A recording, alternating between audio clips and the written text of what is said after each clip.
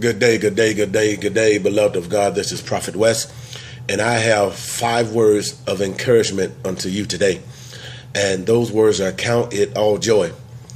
And I do understand that many of you are going through hard times. You've lost everything. You've lost everything in your life. Your family has walked away from you. Your friends have walked away from you, and you're going through sufferings, and you're going through different conditions in your body, and all of that is so difficult and is all bad. But I come to tell you today to count it all joy. Count it all joy. For the Bible says that for this in this present day, the sufferings of this world is not worthy to be compared to the glory that shall be revealed in us. Listen to this. No matter what you're dealing with right now, you might be feeling bad. You might be perplexed. You might feel troubled on each end, on each hand. But the Bible says to count it all joy, for the glory of this, for the glory of God shall be revealed in us. Now, what is this? It's glory. Glory is God's essence. It's God's weighty matter. It's God's value. It's God's net worth. Let me explain an example of what God's net worth is, just in a natural sense. You take money, a person who puts money in the bank, or you take Michael Jordan, for example. He's the kind of guy who played basketball. He made money for that.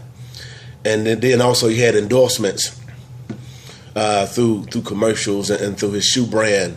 And so over a period of time, what happens is that he accumulates a net worth. He accumulates a value of what he's worth. That's why when you look on like the richest men or the richest athletes, one of his name is in there, because over a period of time of him investing his time, him playing basketball, him investing through commercials and investing through his shoe deal and certain things that he advertised. Through his investment, his return calls a certain amount of money, calls a certain amount of value. In other words, his name is worth a certain amount.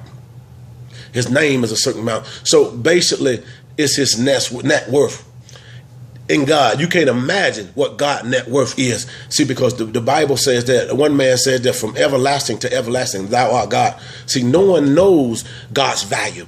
No one knows God's essence. No one knows God's weighty matter. Matter of fact, because they can only describe what it is, because the Bible says that no one can see the face of God and live, the glory of God and live. The only one that could see the hinder parts of his glory was Moses, when he had hid Moses in the cleft of a rock, and he passed by that rock and he saw the backside. He saw the back part, the hinder part of God's glory, and the presence of his glory changed his countenance, his glory. So basically, it's an investment. It's just like investing a seed in the ground. The Bible says, as the earth remains, there'll be seed time and harvest. And over a period of time, when you put that seed in the ground, it'll be a little small seed. But when harvest time comes, a tree will come up. And then it will have branches. And then there will be leaves. Then there'll be fruit. So you take from one small seed that was planted in the ground, one small seed that was planted in the earth, and abided alone and died. Then it resurrected, then it began to grow and bear fruit. That from that one seed created so much. Just think, in your life, the Bible says that it's not worthy to be compared. See, the suffering, the stuff that you've been through, being beat, being chastised, being tossed to and fro, lost, the stuff that you've been through, the pain that you're walking into, all of that is just an investment. It's just an investment. And so in the period of time, through the pain that you've been through the period of time, through the suffering that you've been through the period of time that you've been through, changes where friends have walked away from you, all of that, at the appointed time, when harvest time comes, there's going to be a harvest, and it's going to be great. Then the small stuff, this is just a light fixing, something small, but the glory, the weighty matter of God, when the redeeming of time comes, when your harvest time comes, when your test becomes over, there's going to become an overflow. There's going to become an overflow when it's over in your life, what you've been through in that particular test, from that particular change. Because the thing that you must understand about trouble don't last always.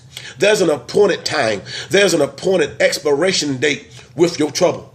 Your trouble ain't gonna last always. The pain that you're feeling, it's not gonna last always. Those people that have walked out your life, that feeling that you feel, it's not gonna last always, because the same people that walked out, that didn't appreciate you, God is gonna bring people into your life that who will. So it's not over. It's not over. It's not worthy to be compared to what's coming in. So what's left, even every door that closed in your life, God's going to open up another door. And many things that you thought that was yours, many things that you thought that was for you, and for some reason that door closed, that it didn't work out. God had a plan, because God knows our heart. And when we're in close contact and in a relationship with God, God is going to look out for us. God's going to be one step ahead of us, where he's going to prepare a table before us in the presence of our enemies, just like Elijah did when Elijah had spoke to the king and shut up heaven, saying, I'm going to reign for so many years. And then he ran for his life, and God spoke to him and told him to go down to this certain brook. And there I'm going to command some ravens to take care of you. Beloved of God, when you do the will of God, when you stay obedient and in right standing with God, regardless of what you feel, or regardless of what you are dealing with, God is going to bring you out. God is already one step ahead of you, and God is going to be making provisions for you in that next turn. God is going to be always there for you. He's going to be always there thinking, preparing you for that next phase in your life. So you must understand, when you're doing the will of God, God is going to be there for you. God is going to make provisions for you. God is going to speak to this situation to make sure it take care of you. God is going to speak to that situation to make sure it take care of you. Even David said that he's been young and now he's old, but he's never seen the righteous forsaken, nor his seed beg for bread. So regardless, you might feel like you're homeless. You might feel like you're in a place where you're about to be kicked out. You're one paycheck away from being kicked out. Regardless of where you are and what you're dealing with, the Bible says that God will never leave you forsaken. He will never forsake you. He will never leave you, because he's one step ahead of you, beloved of God. So I say again to you to count it all joy, what you're dealing with and what you're going through, because there's an expiration date attached to what you're dealing with. There's an expiration date attached to what you are fighting and you're suffering. Look at Job. Job, because he was a righteous man, God allowed the devil to touch his stuff, to touch his money. Then he allowed him to touch his body. Then his wife acted upon him. Then his friend came and looked at him for 3 days, for 7 days, and didn't say nothing, but then gave bad advice. But out of all of that, Job didn't charge God foolishly. In other words, Job held his mouth right. There's an old saying that said, if you hold your mouth right, God is going to bless you. And see, this is what Job did. And because of that, Job received double for his trouble. He received double for his trouble.